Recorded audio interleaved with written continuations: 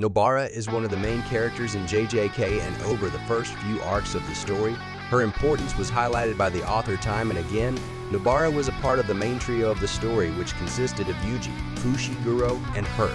This trio was looked over by none other than Gojo, and together they went on multiple missions to exercise various curses. Although very raw in terms of talent, all of them possess tremendous potential, and they can one day reach extremely massive heights in the world of Jujutsu sorcery. Nobara is very powerful herself, and over the years, the many battles that she has fought go on to prove that she is not to be underestimated. Unfortunately, Nobara met a very cruel fate in the current arc of JJK, where she was killed by none other than Mahito. However, there might be a chance for her to return in the story later on. Before we begin, please flirt with the like button, and please subscribe to my channel and turn on all post notifications so you don't miss any uploads. Nobara is a very important character. For starters, she is a part of the main trio of the story, and that puts her right next to Megumi and Yuji.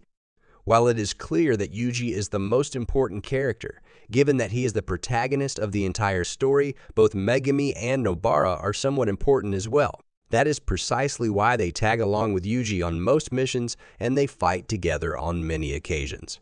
Fans have seen that in the first few arcs of the story, where together these three have fought some of the strongest curses, including even special grade curses. Yuji and Nobara have been seen fighting together as well, especially in the battle against Eso and Kichizu, where the duo was disposed of by these two powerful sorcerers. It is clear that these characters, including Nobara, are the future of the Jujutsu world, and for that reason, the importance that is assigned to them is incredibly high. At the same time, they also possess some of the most incredible techniques that automatically make them very important to the story. For instance, Megumi has the 10 Shadows technique, and fans already know that this inherited curse technique is so strong that in the past, a user of this technique was strong enough to match a user of both the Limitless and the Six Eyes, just like Gojo.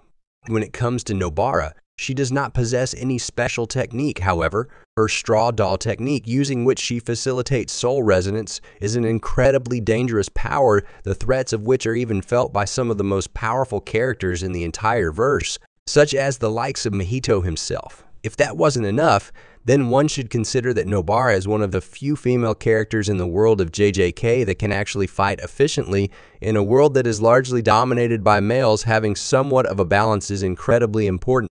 Sadly, JJK has suffered in this regard over the years, and the female characters are hardly given any attention.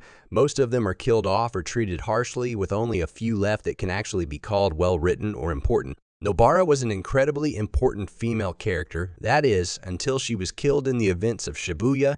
In the Shibuya incident arc, Nobara was somewhat important. While she did not play a role as crucial as the likes of Megumi and Yuji, she did engage in some very interesting fights. Clearly, her biggest fight came against none other than Mahito, who fans know to be one of the strongest curses to have ever lived. Mahito possessed an extremely incredible technique. However, the fact that he had split his body up meant that he could not use this technique using the half that was fighting Nobara when these two characters. Nobara was largely in command in the battle, and the fact that she possessed the power of soul resonance meant that she could harm his very soul and at the same time be a great danger to Mahito, something which he acknowledged himself. Furthermore, every blow that Nobara dealt to him was felt by Mahito's main body as well, and this made her doubly special. Her technique is incredibly versatile and dangerous, and that is precisely why Hibio realized that getting rid of her as soon as possible would be the best way to move forward.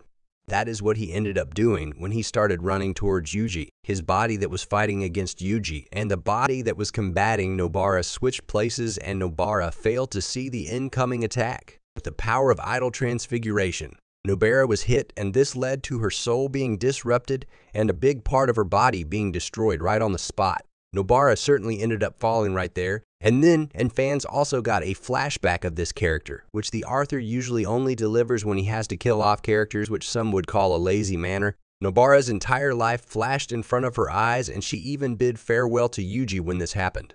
Clearly, the implication here was that Nobara ended up dying. However, it is Tado who arrived just around this time, and he and his mate provided some care to Nobara. It was said that Nobara's injury was incredibly dangerous, but there was a chance for her to survive. There was no guarantee as to whether she would end up surviving or not. However, the chance was certainly there. Fans did not find out much about her condition until much later in the story. When Mahito ended up losing and the dust finally settled on the battleground, Yuji asked Megumi about Nobara's fate, and he did not receive a reply. Yuji interpreted this to mean that Nobara was dead. However, technically, a direct confirmation regarding her death was never provided to the fans, and all that was said was that Nobara had a chance of survival. All things taken into consideration, Nobara certainly can still be alive since fans did not see her die, and a direct confirmation about her death was never provided. As to how she can survive, it is very hard to figure out, especially because reverse cursed technique is known to not work on injuries caused by idle transfiguration. Mohito can alter the shape of the soul to fix injuries like that. However, at the same time, fans should remember that Nobara has skills pertaining to the soul herself. Maybe her ability to hurt the souls evolved in some way, and perhaps she can save herself. Or perhaps there are other ways through which she can be healed, or at the very least, the rest of her is saved. Nobara doesn't have to be whole in order to be alive. Even if she received a major injury and a part of her body was destroyed to a point where it can't be repaired, even with reverse curse technique, then whatever is left might still be enough for her to live. If that is the case, then fans should expect to see her at some point in the Culling game arc. However, at this point, Nobara has been away from the story for over half of it, and even if she does return, she will be another terribly written female character in the shounen world, especially in JJK, which is notoriously bad at handling the many women that the world possesses. If she's alive, Nobara will defeat Sukuna with the others. Wait, let me explain.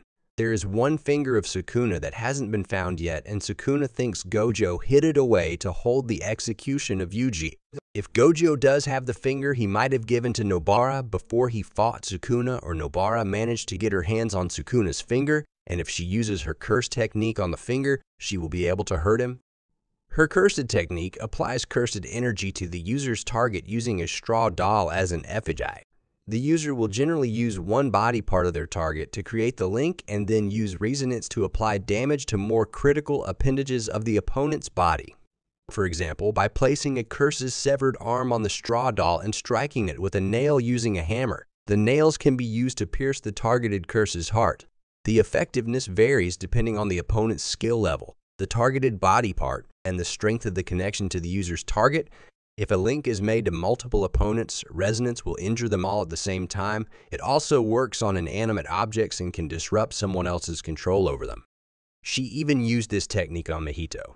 That's why he thought Nobara was a threat to him, and that's why he eliminated her first. That means having the finger of Sukuna is a huge advantage to the good guys and a big disadvantage to Sukuna. She will be able to hurt him greatly or maybe kill him.